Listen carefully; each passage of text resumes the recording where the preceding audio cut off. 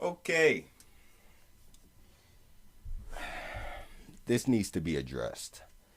Um, these are my usually I give my final thoughts or initial thoughts after seeing a movie. I think about it after a couple of days after my movie review, and I really think about the movie, what the message that it sends and stuff like that. Just like how I gave my final thoughts on No Time to Die on that movie and what they should do with the franchise and stuff like that. Who should be the next James Bond. Well, this movie this movie's gonna be a little bit different. Not this movie. I mean, this video is gonna be a little bit different. Um, let's see how I can start this off. Basically, I'm sitting here thinking to myself for the past couple of days, and this morning actually, I'm thinking to myself, I'm like, man, the serial killers, their motive in this movie, like they went through all that. They went through all that trouble over a freaking stab movie. They went through all that. They went through everything, all that trauma, all that drama, all that manipulation. They went through all that over a freaking movie they was upset about. In Scream 5, the in the Scream sequel movies, there's 8 stab movies. And in Scream 5, they talk about the eighth one. And basically, the eighth one was dog shit. It was straight dumpster juice. So, the serial killers, you haven't seen Scream 5, there are two serial killers. There's a male and a female serial killer. I want to explain this right. So, basically, their motive is they want to redeem the eighth stab movie. They're big fans of the Stab movie franchise, and they were just completely, utterly upset of how the eighth Stab movie went. So their motive was this was their plan. The male killer, he decided to go to a woman who was the daughter of a serial killer in the first movie, and he decides to manipulate her, you know, be her girl, be her boyfriend, have sex with her and all that, and have love and everything, trying to get her trust and all that manipulation, and then the female serial killer is like, yes, do that, please, and I'm sitting there like, the female serial killer is okay with this. The fact that the male serial killer and the female serial killer are both boyfriend and girlfriend, but the male serial killer decides to go off and be a boyfriend to the daughter of a real serial killer from the first movie and decides to manipulate her throughout all these years so you can build up to this point so you can have your big ending at the end, which obviously they didn't, but you went through all that because of a freaking movie you were upset about. And of course the girl was upset. The daughter of the serial killer, of course she was upset. She's like, I trusted you and everything, I loved you and everything. And then the male serial killer was like, oh, we got to be careful who you fuck. And she was just like, fuck you. And she's, oh, now you're just bringing it to terms. You're just saying that. And I'm sitting there thinking to myself, like these serial killers be having some effed up thinking. They be having some effed up thinking, man. And it is scary because it's real life too. It's real life too. It's real life because you got to be careful who you trust. You got to be careful who you talk to. You got to be careful who you love because there are people out there who are trying to get you. And that's just point blank, period. There are people out there that are trying to get you.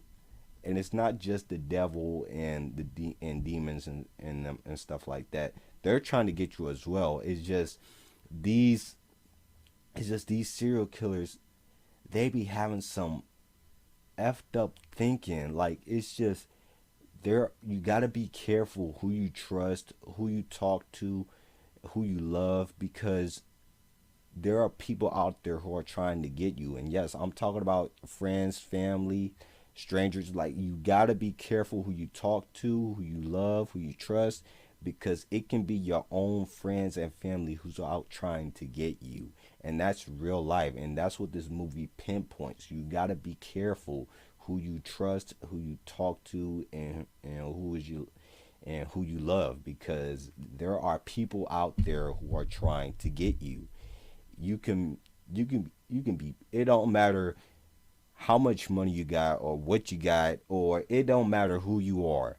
There's people out there who are trying to get you. They are trying to get you. They can kidnap you, capture you, kill you, torture you, whatever type of way. There are people out there who are trying to get you. It can be strangers, it can be your friends, it can be your own loved ones. That's why I said you gotta be careful who you trust, who you love, who you talk to, because there are people out there who are trying to get you. So basically, this video is more like a warning to you guys, because like I said, these are my thoughts after Scream 5. Because like I said, I gave the movie an 8 out of 10. I gave the movie an 8 out of 10, and it's enjoyable, it's rewatchable, it's entertaining. The kills are brutal. It's a good rewatchable movie. And if I didn't do this in my movie review, if I had to rank each all the Scream movies from best to worst, I only seen the first Scream movie like 3 or 4 times. I seen the second Scream movie once. I seen the third Scream movie once. I seen the fourth Scream movie, I think, twice, and I seen the fifth one once because I just seen it. But if I had to rank them from best to worst, I have to rewatch all of them. But I have a pretty good memory. I don't remember number two, but once I saw the trailer, I'm like, yep, now I remember it, and I know that is the killer right there. But if I have to rank all of them from best to worst, I would say number one, number four, number five, number two, and number three. That is my rank from best to worst of the Scream movies. It's number one, four, five, two, and three. That's my rank. But my rank is probably going to change because I'm going to rewatch all the Scream movies, and then I will come out with another video and say, all right, this is my new rank of the Scream movies. Or I'll just post it on Instagram that this is my rank of all the Scream movies, from best to worst, da da da. But this is my rank so far. Number one, actually, number one competes with number four because number one is a classic and number four was really, really good. But because number four brought out this generation, it was a Scream movie for this generation, for my generation. And Scream been out for like over 20 years. So yeah, I'm gonna keep my rank the same way. Scream 1, Scream 4, Scream 5, Scream 2, and Scream 3. I enjoyed all of them, but that's my rank. Okay? But yeah, like I said before, get back to my main point of this video. This is more like a warning. Like I said, you got to be careful who you trust, who you talk to, who you love, because there are people out there who is trying to get you. And it's not just the devil and demons and stuff like that. I mean, they're motivated by it. They have a part of it. Don't get me wrong. Because these serial killers, these people have some ultimate corrupted thinking that it's just unbelievable. And you just got to be careful out here, especially in this generation. You just got to be careful because these people, these serial killers, they be having some utterly ultimate corrupted thinking in a way that you you just got to be careful. Like, you just got to be careful, man. These serial killers, these people, they just having some corrupted, effed up thinking, man. And you just got to be careful. And it could be anybody. I'm not saying your own family member can be a serial killer or your friends can be a serial killer and stuff like that. I mean, it's possible, but like I said before, all I got to say is, just to end this video off, you got to be careful who you talk to, who you trust, and who you love, because you never know. You just never know. You never freaking know. It's because there are people out there, guaranteed, there are people out there who is trying to get you. They're trying to get you. And that's just point blank, period. And some of you guys are probably thinking like, oh, it's just a movie. You're just overthinking it. You're just overthinking it. It's just a movie. It's just a movie. Like, not. No, it's not just a movie. I mean, it's a good movie. Don't get me wrong. It's a good, entertainable movie. I recommend this to people who enjoys the Scream movies. The movie does not suck. It's a good movie. It's enjoyable. It's rewatchable. It's entertaining. The kills are great. It's just the movie sends out a message that you really have to be careful who you trust. The movie sends that message. You got to be careful who you trust, who you talk to, and who you love. You just got to be careful. And some movies sends that message. You know, so you just got to be careful. You just got to be careful.